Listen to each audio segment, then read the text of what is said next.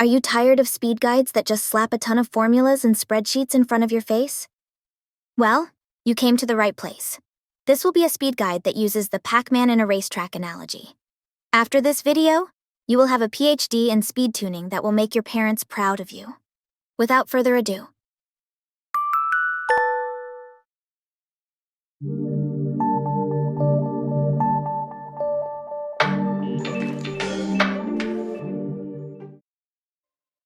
imagine a racetrack where the first checkpoint is 150 meters. Then, every subsequent checkpoint is 100 meters. Every participant in the race is a Pac-Man. They all move forward at the same speed. On the racetrack, there will be cookies. If Pac-Man eats a cookie, they will take action. That is basically Honkai Star Rail's speed and action value system. You simply change the meters to action values. The first checkpoint is the first cycle of a wave. The participating Pac-Mans are your characters and their enemies, while the distance between Pac-Man and their cookie is decided by their current speed. The only formula you need to know is the 10,000 divided by the character's speed, which gives you the exact distance between the character and their cookie. For example, if a character has 120 speed, you simply need to divide 10,000 by 120, which is equal to 83.33 action value. If the character maintains 120 speed consistently, you'll notice that it meets a certain speed breakpoint, where they would act a total of 3 times within 250 action value. This is exactly why 120 speed is one of the recommended speed breakpoints when building a character. Here is what 120, 134, 160, and 200 speed breakpoints look like. For 134 speed, you can see that it allows a character to act a total of 2 times within 150 action value. Hence, why it is highly recommended to use if you're trying to shave a cycle used for your runs. For 160, you can see that it allows a character to act a total of 4 times within 250 action value. Basically, it provides an extra action compared to the 3 actions of 120 speed. For 200 speed, the action value becomes 50, which is the perfect speed tuning for any cycle. After all, every cycle has an action value divisible by 50. Now let's talk about the advance forward and action delay mechanic. Let's use 100 speed to make it a lot easier to understand. 100 speed has 100 action value distance between the character and the cookie. Simply convert this whole distance into percentage. So that's 1 action value per 1%. If a character is advanced forward, it is not the character that moves forward. The reality is that it is the cookie that gets pushed closer to the character. Let's assume that the character is advanced forward by 50%. You simply subtract 50% to the 100% distance directly. However, I mentioned earlier that all participants move forward at the same speed.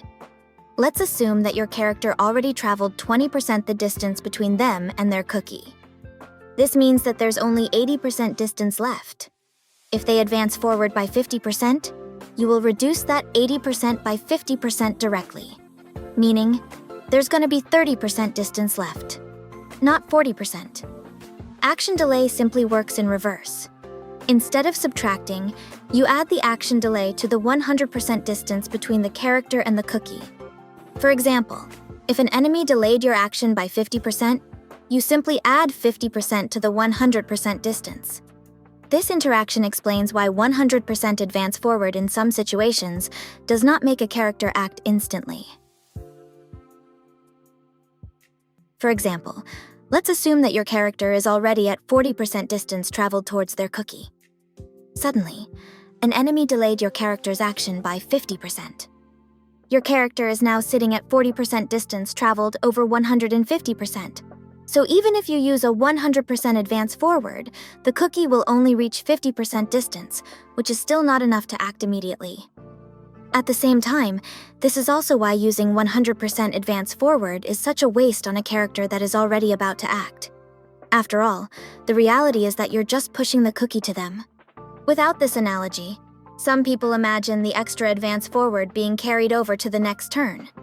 It won't because the character already ate the cookie. This should also explain why 160 speed Bronya with a carry wearing an attack boots doesn't give you good results.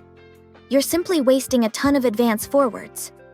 Finally, let's talk about percent speed boost and flat speed boost. Percent speed boost only affects the character's base speed. So if your character has 100 base speed and benefits from Ruin Mei's 10% speed boost, they would get 10 extra speed.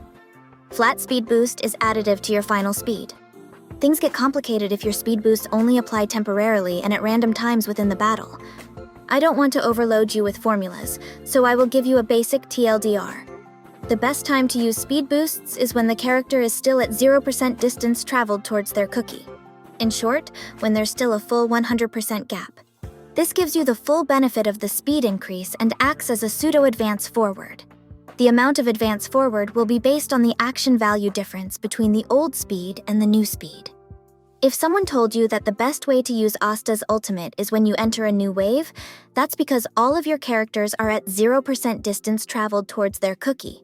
The closer your character is to their cookie, the less effective the speed boost becomes.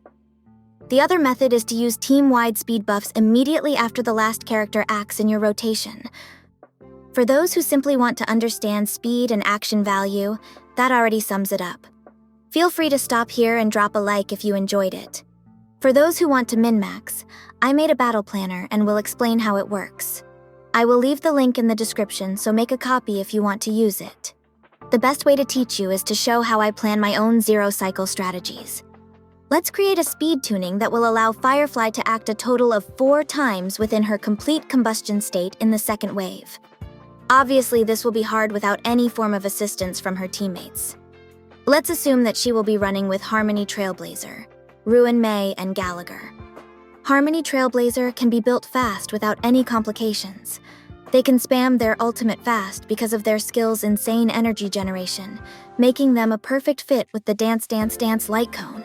If we can have Harmony Trailblazer's ultimate up as soon as we enter second wave and let her build up another ultimate, that means Firefly would benefit from 2 Dance Dance Dance procs. Ruin Mei's talent passively boosts Firefly's speed by 10%. Firefly's complete combustion state provides 60 speed.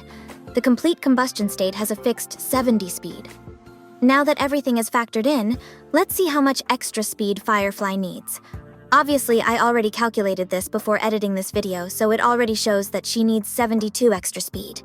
Next, we need Harmony Trailblazer to act a total of 3 times within the first wave, while making sure that they perform their last action before Firefly finishes off the enemies. Because Firefly needs to be built really fast, it causes a problem where we need to build Harmony Trailblazer super fast, even with the help of the Von Wack Planar set. To fix this problem, we will make sure that Firefly does not benefit at all from Dance Dance Dance. We will also reduce the effectiveness of her 100% advance forward by delaying her ultimate. With this, we would be able to delay Firefly's final attack to 141 action value. Then, we simply need to make Harmony Trailblazer act a total of 3 times within 141 action value. They will get 40% advance forward from Von Wack, 24% advance forward from Dance Dance Dance after their first turn. Ruin Mei, as usual, provides a passive 10% speed boost. Same with Firefly. I have already calculated the extra speed needed, which is 52. Gallagher will simply use the 160 speed multiplication build. Ruin Mei will use the 120 speed Von Wack build. Finally, the moment of truth. Let's see if the theory works in practice. チームワークを試すときでドリームカムトゥルー正発命の針いずれ風に吹き落とされる起爆It's showtime コラボスタート全てが燃え尽きるまで生きるためにテンポが乱れたアドリブで燃やし尽く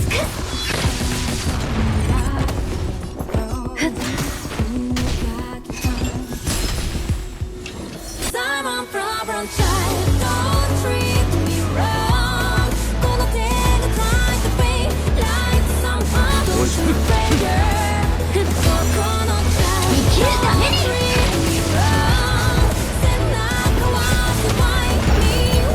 生命はさ存分に味わえ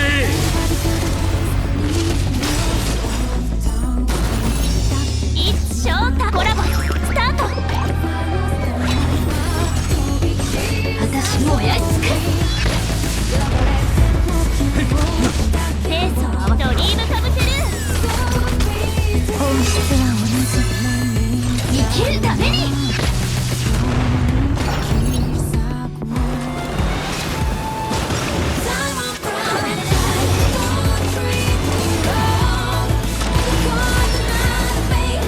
よく見せて飲め。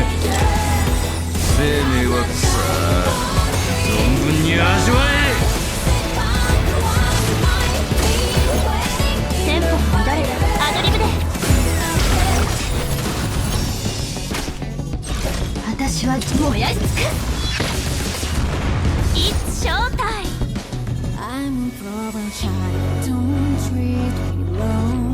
コラボスタート。